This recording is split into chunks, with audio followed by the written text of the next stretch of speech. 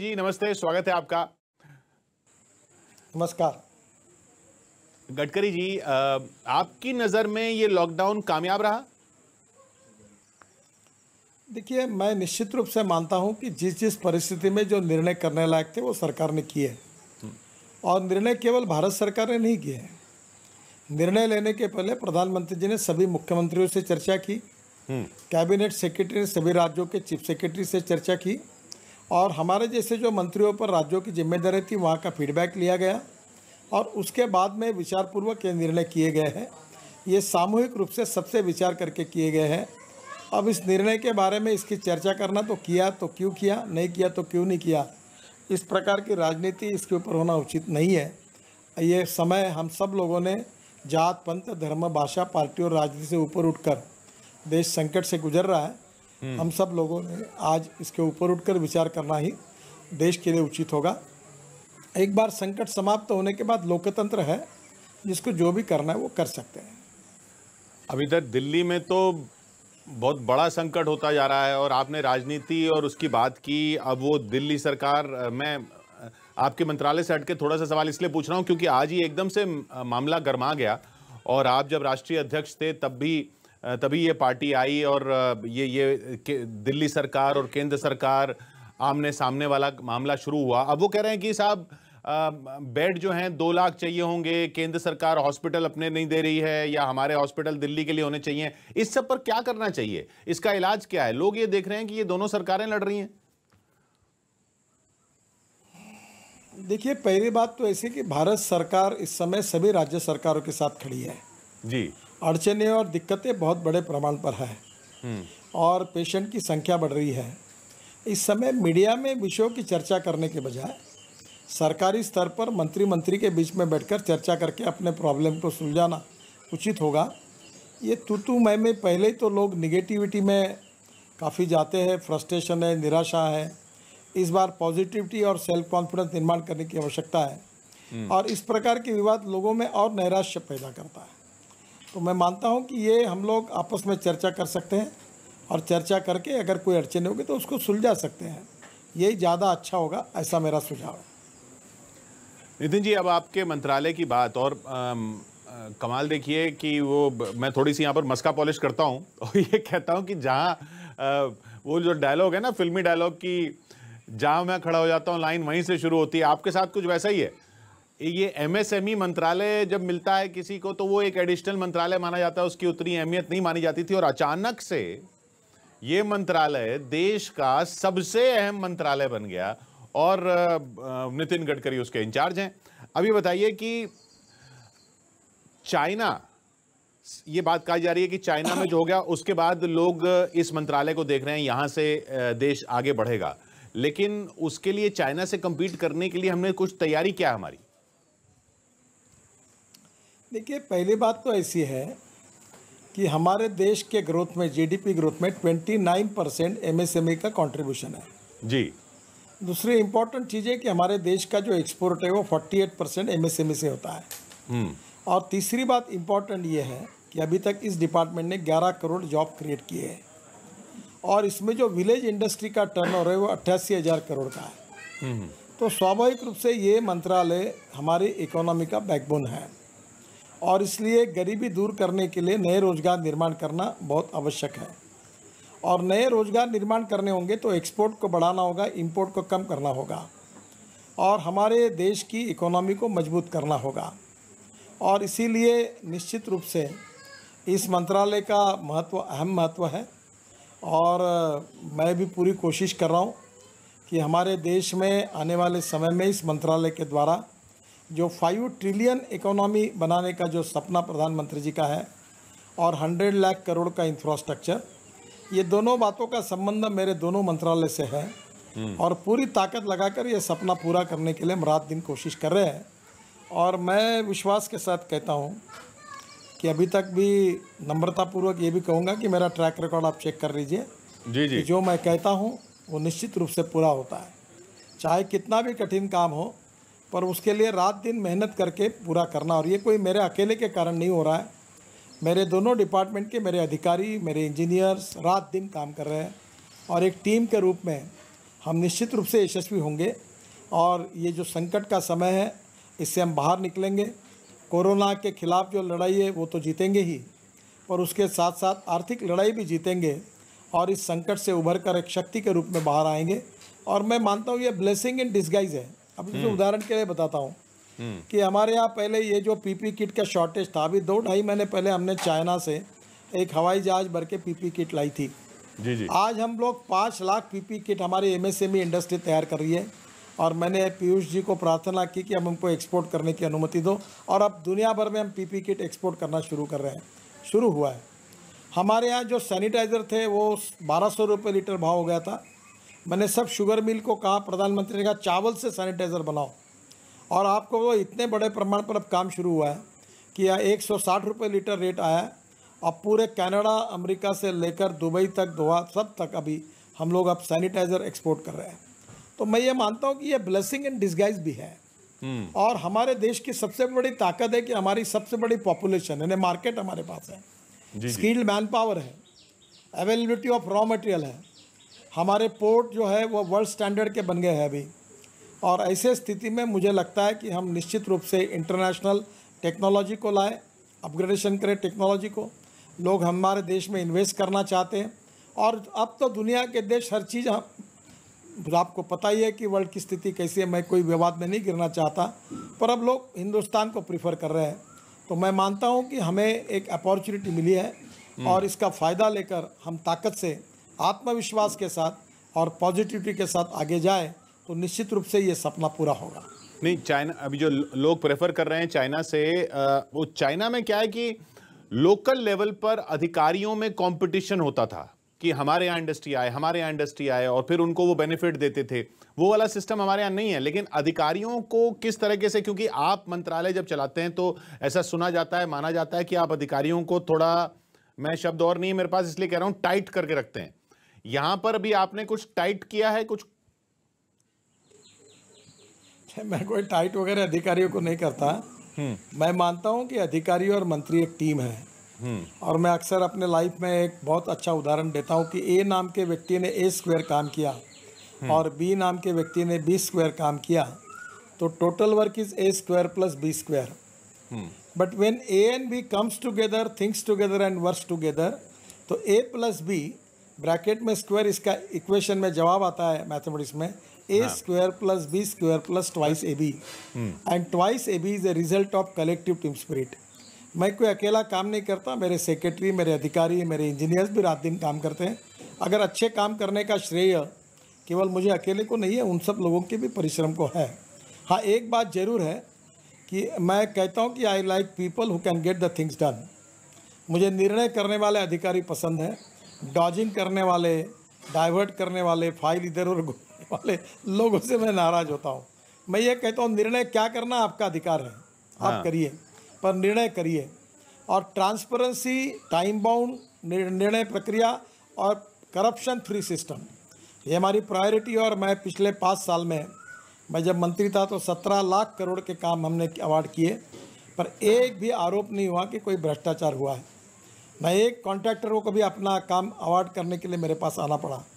हम पूरी तरह, एक बात ये भी है कि क्वालिटी में कोई खराबी करेगा तो मैंने कड़े शब्दों में कहा था कि याद रखना, आपको मैं ठीक करे बिना मैं नहीं रहूँगा। These are the asset of my country. और दूसरा, हमने बड़े प्रमाण पर पब्लिक प्राइवेट इन्वेस्टमेंट लाई। आपको आश्चर्य लगेगा कि मैं शिपिंग का मंत्री था, हमारा बजट था 800 करोड़ का, तो 5 साल का बजट होता है 4000 करोड़ का। और हमने शिपिंग में एक सागरमाला करके प्रोजेक्ट लिया था 16 लाख करोड़ का, और 6.5 लाख करोड़ के काम भी उस समय पूरे हो गए। इस देश में पैसे की कमी नहीं है, टेक्नोलॉजी की कमी नहीं है, इस देश में काम करने वाले की कमी है।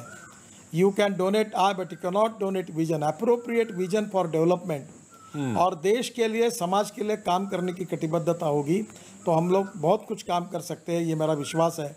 और इसी टीम स्पिरिट में हम लोग काम कर रहे हैं। मेरा मतलब अधिकारियों से ये था कि जो चाइना में जैसा होता है ना कि वो जो कंपटीशन होता है लोकल लेवल पे, अधिकारियों में सुना जाता है कि वो बिजनेस को अपने एरिया में अट्रैक्ट करने के लिए, वो जब तक हम नहीं करेंगे तो हम चाइना से कैसे कम्पीट करेंगे? उसके लिए सरकार क्या करेगी? हमारे कानून तो ऐसे हैं नहीं। देखिए, आपने जो विषय रखा वो एक फिलॉसफी है। कभी कभी एक व्यक्ति ने, एक फिलोसोफर ने कहा था कि सरकार की विशेषता ये होती है, वो हमारे सरकार के बारे में, वो एक सरकार के बारे में उन्होंने कहा था कि अच्छे काम करने वालों को सम्मान नहीं मिलता और बुरे काम करने वालों को सज़ा नहीं मिलती।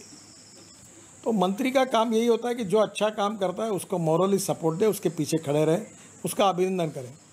अभी मैं नागपुर में हूँ, हमारे यहाँ इरिगेशन में एक सुरवे करके अधिकारी थे, उन्होंने 3 साल यहाँ काम किया और विदर्भ के जैसे किसान आत्महत्या कर रहे हैं, यहाँ 3.5 लाख हेक्टेयर ज़मीन सिंचाई के नीचे लाई। तो मैंने पब्लिकली पत्रक निकालकर अखबारों के द्वारा उनका अभिनंदन किया और मैंने कहा कि ये अधिकारी ने हमारे लिए बहुत बड़ा योगदान दिया है, हम इसको भूल नहीं सकते। तो कहीं ना कहीं अच्छे काम करने वालों को अगर हम लोग उसके पीठ पर हाथ रखते हैं तो उसकी काम करने की शक्ति दुगना बढ़ती है। और जैसे मैंने कहा कि मेरे डिपार्टमेंट में कोई अच्छा है केवल मेरे कारण नहीं है, अगर वो काम अच्छा है तो मेरी टीम अच्छी है, मेरे सेक्रेटरी से लेकर छोटे छोटे अधिकारियों तक रात दिन काम करते हैं और सबके मिले जुले प्रयासों का ये परिणाम है। और एक बात ज़रूर है कि उसको बुलडोज करना और काम के लिए लगातार फॉलोअप करना। मैं बहुत बार कहता हूँ मजाक में कि एक बार फाइनेंशियल ऑडिट नहीं हुआ तो चलेगा, पर परफॉर्मेंस ऑडिट होना चाहिए। जो काम की जिम्मेदारी दी है उसका मूल्यांकन होना चाहिए।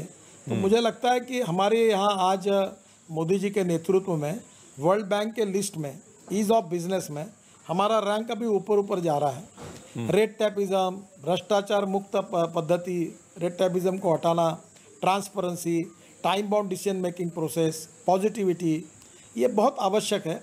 और सरकार में इसके निश्चित रूप से अगर मंत्री जी इसके लिए सब कोशिश करते तो परिणाम मिलते भी हैं। ये बताइए एमएसएमई का जैसे पैकेज जो है, पैकेज में जो बात की गई भाई 3 लाख करोड़ का, अब राहुल गांधी कहते हैं कि ये सब लोन है, ये डायरेक्ट बेनिफिट दे देना चाहिए था, चाहे एमएसएमई को भी देना है तो डायरेक्ट बेनिफिट दे देना चाहिए था। आप उसमें कहाँ हैं कि इस विवाद में?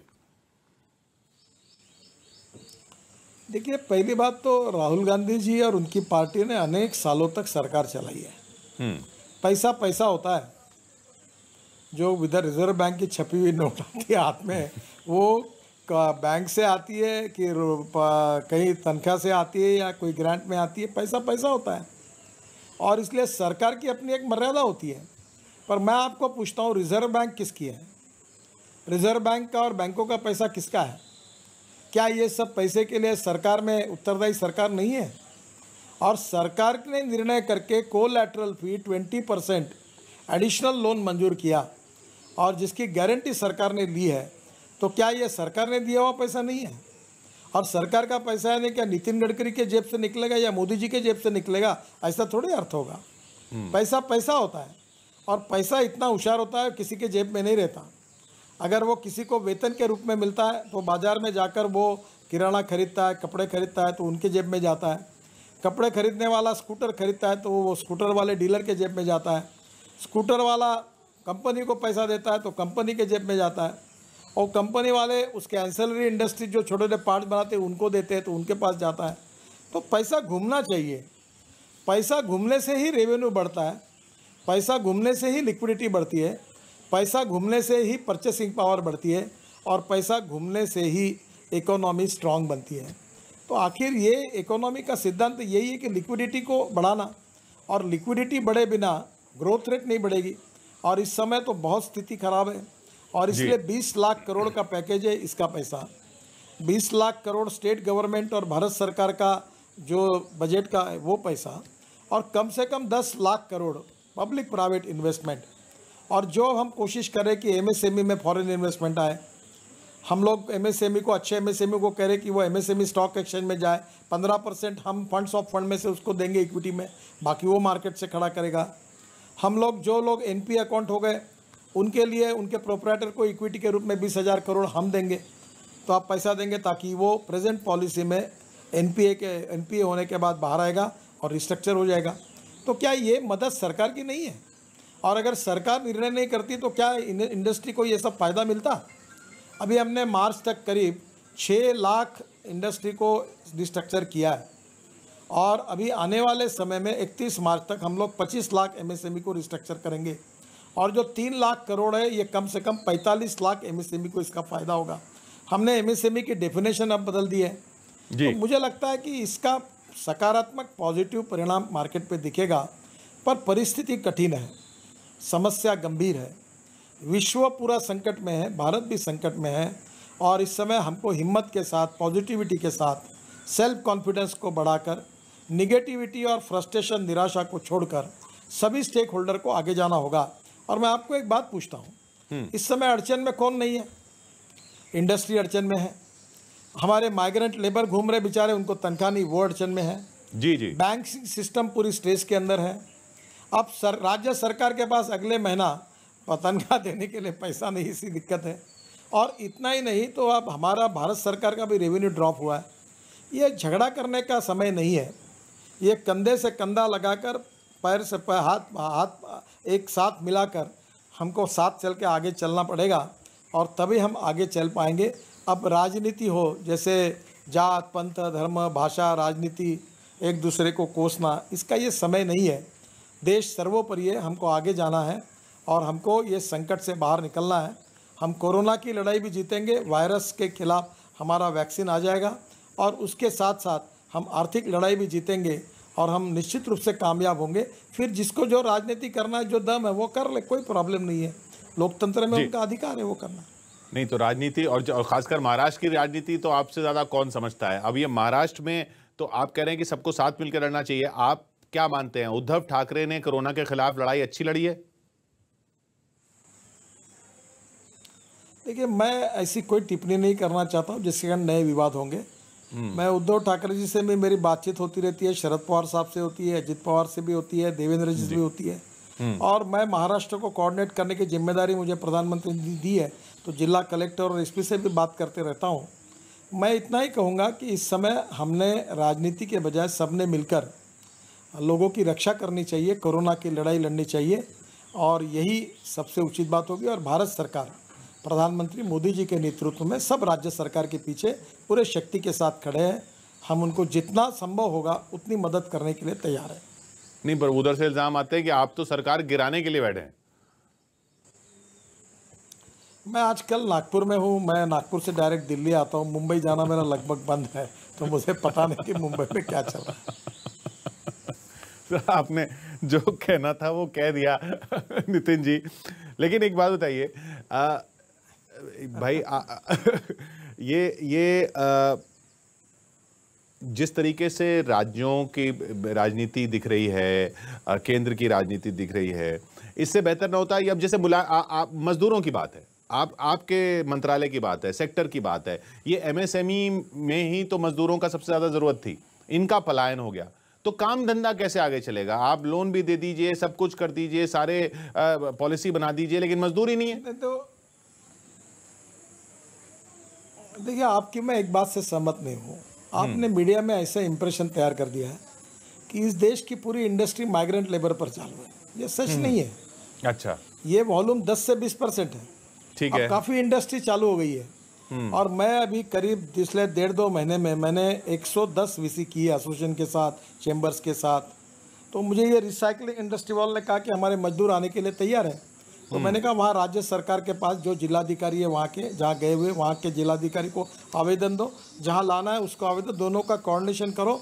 और कोरोना के बारे में जो 3 बातें हैं, मास्क लगाना मैंडेटरी है, सोशल डिस्टेंस 1 मीटर से ज़्यादा मेंटेन करो, और दूसरी बात, फैक्ट्री में जाते समय हाथ लगातार सैनिटाइज़र से साफ करते रहो। और आपको फैक्ट्री में आवश्यकता होगी तो शेल्टर और फूड की भी व्यवस्था करनी पड़ेगी। अभी अब तमिलनाडु में एक बड़े इंडस्ट्री जो ऑटोमोबाइल की, उन्होंने व्यवस्था की, तो ये भी चिंता करनी पड़ेगी। अगर उनको शहर से लाना होगा तो बस में 25 ही लोग आएंगे, 1-1 मीटर डिस्टेंस मेंटेन करके लाना होगा। तो आपको ये चिंता करनी पड़ेगी कि जो राज्य सरकार और भारत सरकार की जो गाइडलाइंस हैं उसका अमल में लाकर आप अपनी फैक्ट्री को शुरू करिए। हमने नेशनल हाईवे ओपन कर दिया, 70% ट्रैफिक आ गया। अभी हमने हमारे पोर्ट इफ़िशिएंटली चालू हो गए, पूरे एक्सपोर्ट चालू हो गया। तो मुझे लगता है we need to understand art of living with corona virus. ये जब तक हमारे पास ये वैक्सीन नहीं आता तब तक हमको कोरोना के साथ जीने की जीवन पद्धति को समझकर चलना ही होगा, उसके सिवा कोई ऑप्शन हमारे पास नहीं है। ये हाईवे पर कुछ नए कानून आएंगे, मतलब अब सोशल डिस्टेंसिंग और 50 चीजें जो जैसे आपने बताया, तो हाईवे के लिए अभी पहले आपने कुछ कानून चेंज किए थे, चालान बढ़ गए थे, अभी और कुछ होने वाला है?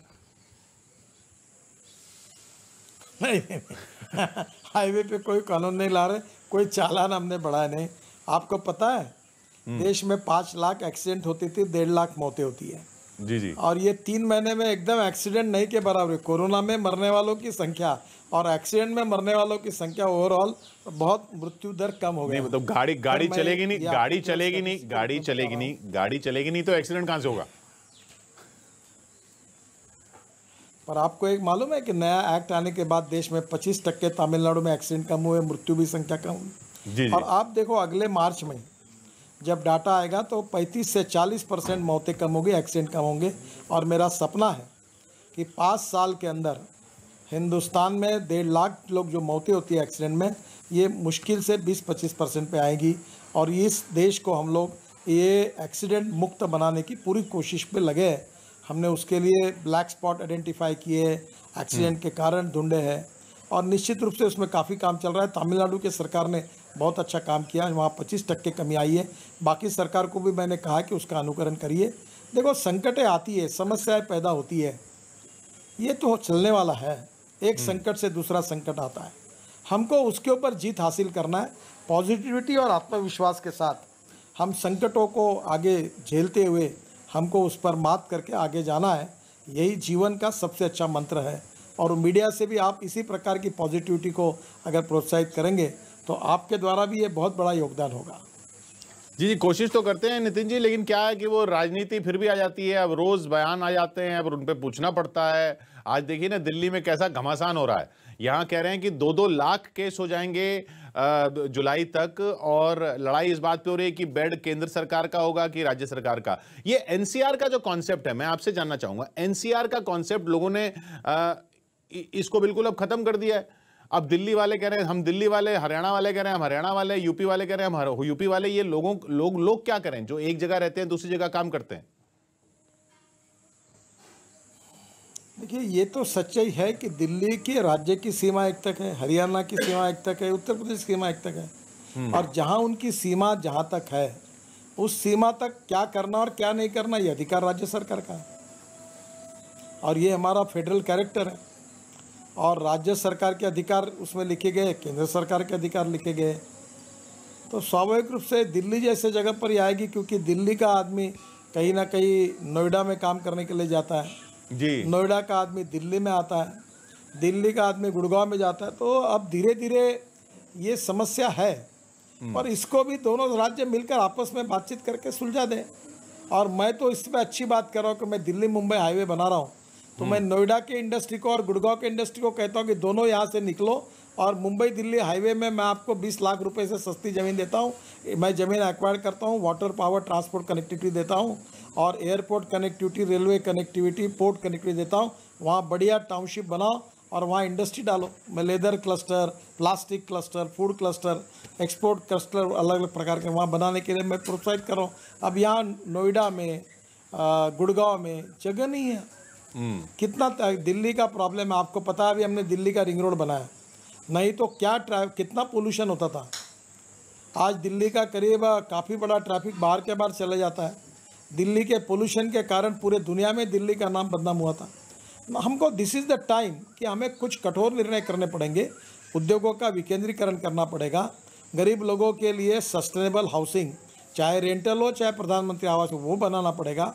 स्मार्ट सिटी बनानी पड़ेगी, शुद्ध और स्वच्छ जल देना पड़ेगा, अच्छे मकान बनाने पड़ेंगे, अच्छे एजुकेशन इंस्टीट्यूशन, स्कूल बनानी होगी, अच्छे हॉस्पिटल बनाने होंगे। और हमको धीरे धीरे नए क्लस्टर बनाने चाहिए। जो आता वो मुंबई में घुस जाता, जो आता पूना में जाता, जो बेंगलोर में जाता। अभी वो धारावी में 1.5 लाख लोग तो केवल चमड़े का काम करते, चर्मकार समाज के। मैंने कहा मैं ठाणे जिले में मुंबई दिल्ली हाईवे के बाजू में आपको जगह देता हूँ, आप नया लेदर क्लस्टर बनाओ और वहाँ आके आपके घर और क्लस्टर डिज़ाइनिंग सब एंसिलरी इंडस्ट्री वहाँ खोलो और अच्छा क्वालिटी लाइफ आपको मिलेगा। अब धारावी में रहना कितना कठिन है, कितना कंजेशन है। आपको पता है कि आशिया का सबसे बड़ा स्लम एरिया धारावी है। तो दिस इज़ द टाइम कि हमको इसके निर्णय करने पड़ेंगे कि उद्योगों का विकेंद्रीकरण हो और स्मार्ट सिटीज़ जैसे स्मार्ट विलेजेस बने, क्लस्टर बने और लोगों को हम धीरे धीरे डिकंजस्ट करें कुछ शहरों को। उसके सिवा कोई उपाय नहीं है। और ये जो कंजेस्टेड जगहें हैं, और कोरोना ने तो दिखाई दिया कि जहाँ कंजेशन ज़्यादा है वहाँ पर संक्रमण ज़्यादा है। और यही बात बिल्कुल मुंबई सरकार भी कह रही है कि हमारा चैलेंज इसलिए ज्यादा है, दिल्ली सरकार भी ये कह रही है हमारा चैलेंज इसलिए ज्यादा है कि यहाँ कंजेशन ज्यादा है। जैसे आपने धारावी की बात की, वहां कोरोना कितनी जबरदस्त तरीके से फैला। अब उस पे अभी देखो, मैं आपको दो बातें बताता हूँ। बोलिए। नहीं, एक छोटी सी बात, मैंने केजरीवाल जी को एक प्रपोजल दिया था। अच्छा। उन्होंने भी हाँ कहा था। तो वो आगे आकर करे कि मैं रिंग रोड के बाजू में दिल्ली के जितने गोडाउन्स है, pre cooling plant, cold storage, hardware के गोडाउन, सीमेंट के गोडाउन, स्टील के गोडाउन और फूड और आइटम्स के गोडाउन सब दिल्ली के बाहर रिंग रोड पर ले जाए। और केवल ये बैन ही कर दे कि दिल्ली में कोई गोडाउन नहीं। अगर ये जो कचरा है, waste, plastic waste, steel waste, सब बाहर, तो दिल्ली में एकदम कंजेशन कम हो जाएगा। मैं तैयार हूँ। अब दिल्ली का रिंग रोड आपने देखा होगा। जी जी, जो 15,000 करोड़ का रिंग रोड हमने सुंदर बना। मैं बाजू में, रोड के बाजू में गोडाउन्स, मैं लॉजिस्टिक पार्क बनाने के लिए तैयार हूँ। मैं कहा कि हम दोनों मिलकर बनाएंगे। पेरिफेरल एक्सप्रेस पे आप कह रहे हैं, समस्या सॉल्व हो जाएगी ना। हाँ, पेरिफेरल रोड का। हाँ, अभी दिल्ली मुंबई हाईवे के बाजू में हम कुछ लोग को ले जाएंगे। हाँ। तो हाँ, ये इससे धीरे धीरे क्या होगा, दिल्ली का कंजेशन कम होगा। लेकिन ये तो यूपी में है पेरिफेरल एक्सप्रेसवे, या हरियाणा में है। फिर हरियाणा सरकार बोलेगी हमारा अब तो बॉर्डर ऐसे बन गए साहब कि ऐसा लग रहा है कि वीजा लेके जाना पड़ेगा। कोई ज़रूरत नहीं है। मैं, हरियाणा सरकार भी मेरे साथ है और आपकी उत्तर प्रदेश की भी सरकार है। हम दोनों बैठकर हम बिल्कुल लॉजिस्टिक पार्क बनाने के लिए तैयार है। सबकी स्वीकृति, हम बैठ के मामला निपटाएंगे। आपको पता है मैं वाटर रिसोर्सेज मंत्री था। जी जी जी। और 1970 से लेकर कम से कम 9 प्रोजेक्ट ऐसे थे राज्यों में झगड़ा चल रहा था। और मैंने 7-8 प्रोजेक्ट पर मेरे रूम में सभी मुख्यमंत्री को बुलाकर कहा दरवाज़ा बंद करो, और मैंने कहा आप बैठो और निर्णय करो। और लगभग वो प्रॉब्लम सॉल्व हो गए। साइन किया सब लोगों ने, 6 मुख्यमंत्रियों ने साइन किया और सब प्रोजेक्ट क्लियर हो गए। पर आपको पता है कि जो प्रोजेक्ट 1100-1100 करोड़ में हो सकता था, उसकी कीमत 28,000 करोड़ हुई, 40,000 करोड़ हुई। कितना बड़ा वेस्ट हुआ। और ये प्रोजेक्ट से फ़ायदा सबका था। अभी दिल्ली को पानी चाहिए ताकि वो हिमाचल प्रदेश में एक डैम बन रहा है, और वो यमुना में पानी आएगा तो दिल्ली के आने वाले 25 साल पीने के पानी का प्रॉब्लम सॉल्व हो जाएगा। ये प्रोजेक्ट मैंने दिल्ली का सेटलमेंट हिमाचल के साथ करके मिटा दिया। बहुत से झगड़े मिट सकते हैं, उसमें कोई प्रॉब्लम नहीं है। यानी मैं तो अब लोग बैठेंगे, चर्चा करेंगे और देश हित में सोचेंगे तो हो जाएगा।